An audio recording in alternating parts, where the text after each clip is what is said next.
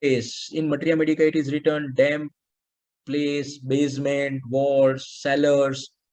Apart from that, if you see, there are so many areas, locations where this dampness or this climatic change is such that, people are living or experiencing this humidity, warmth, cold. Those who are living in the cities near sea, like Mumbai, Calcutta, they are experiencing this type of weather. Those who are living into the cities of the southern part of India, the belt, coastal line, western, southern area. So then they are experiencing this very frequently compared to those who are living in dry area. Even the states where there is heavy rainfall takes place, like Meghalaya, there also people are constantly living into this kind of environment. So their climate is definitely making them susceptible for certain complaints.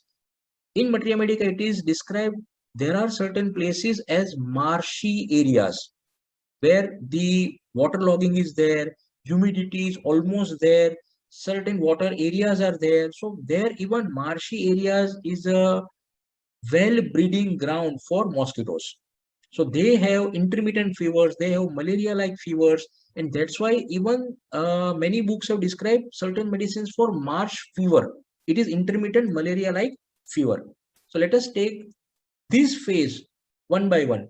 And in other areas where this particular type of climate is not there, after monsoon, due to heavy rainfall, due to flood, due to waterlogging of the area, many basements they get filled with water. Many areas will be underwater. They are having, so this is a created marshy. Uh, the location becomes marshy, and then you get complaints because of that. Even during monsoon or post monsoon, many areas will not get dried after say 2 3 months followed by monsoon in many parts of certain states.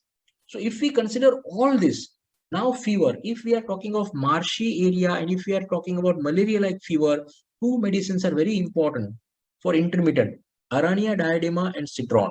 So far these two medicines were not there in any monsoon complaint, but the moment you talk about fever, Arania diadema and citron, what is the differentiation? Arania diadema is for the damp area, for this humid area, for this marshy area, but it should be cold.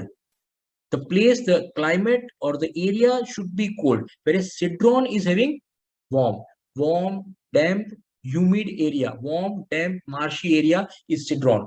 Again, when we talk about fever, when we talk about intermittent, Arania diadema has malaria-like symptoms, malarial fever, along with that very important symptom that they have extreme chilliness, which cannot be relieved by anything. So fever with extreme chill is Arania diadema, very important.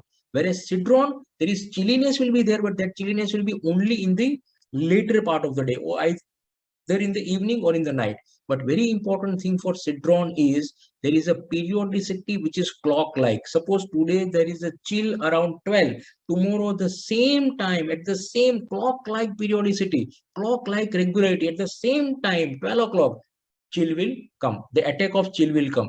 That is the difference between Arania and citron. Arania for cold climate, citron is for warm climate. Marsh fever, arsenic, natrum sulf, natrum mur, china, ipecac, they all are important medicine provided if you get their generalities, if you get their individual symptoms. But when we talk about Arania and citron, it becomes very important remedies because it is the main cause is that marshy area. Headache due to damp place, sick headache, patient becomes there is heaviness, congestion, patient becomes sick living into that kind of place, and the medicine would be natrum sulf. Kidney affections because of living into damp area or working into damp area, working into such those who are working in dairy, even in Materia Medica system, those who are working in ice cream factory, damp area, basement where there is constant seepage, and because of that there is constant humidity. When it comes to kidney, it becomes very important for terebinth when this is caused by damp place. Coughing in damp place, again it is Dulcamara natrum sulf, either asthma or coughing. Asthma typically living in moldy environment where there are fungal growth, there is due to that humidity there is growth of other pores and fungus. So when we talk about that, either it is the damp area, natrum sulph is very important medicine, along with natrum sulph, medorinum and thuja. But each has its own differentiation. Natrum sulph is very important for living in moldy area, for damp place, hydrogenated constitution, psychotic asthma. It is very, very important. Paraplegia. If patient is living into such environment or working into such environment where there is constant dampness is there, constant humidity is there, now it is not causticum. Now it will be Rustox. So getting wet would be causticum. Paraplegia, paralysis, living into this is again cause and effects. What cause, by what, which effects are seen, or what complaints patient is experiencing. If you just recollect, if you just remember this, if you explore and if you just keep this, it will be very, very helpful in your practice. Now, what I have said earlier, it is definitely not related with monsoon, but the climate is almost having similarity like that of monsoon season. When we talk of foggy weather, there is cloudiness, there is coldness, there is humidity. So when either you are experiencing foggy weather or you are going out to some place where there is foggy weather, you are visiting hill station and there is foggy weather, in case you develop asthma, now there is no natrum sulph, now there is no dulcamara, now there is no Rustox. Asthma of foggy weather specifically, the medicine is very common but uncommon for the complaint is hypericum, which is very important for this particular type of complaint in foggy weather. If the same weather brings on coughing, not asthma, it is only coughing, you visit a hill station and you or your family member or anyone who starts developing coughing, then the medicine would be sepia. Sepia is important medicine for coughing in foggy weather. Similarly, sea, at seashore, at beach, when you are doing your holidays at this location, same, there will be humidity, there will be warm air, there will be cold air. When we talk of sea and the medicines, very important medicine which is on the priority top medicine is magnesium muriaticum. Any complaints of sea and magnesium muriaticum is one of the important medicine. Let us see this. Sea bathing elements after, elements from, any complaint after bathing, and it is not only water, it is also with the mineral, with the various different magnesium, sodium, other minerals, and when you get exposed to that and then after you get any complaint, two medicines, first and foremost, if you do not remember any other medicine, remember magnesium muriaticum, very important medicine for complaints at seashore or beach. Seashore or beach, ameliorates medorinum. Please keep this in your mind. Otherwise, it is Magmur, and another medicine is Rustox for sea bathing.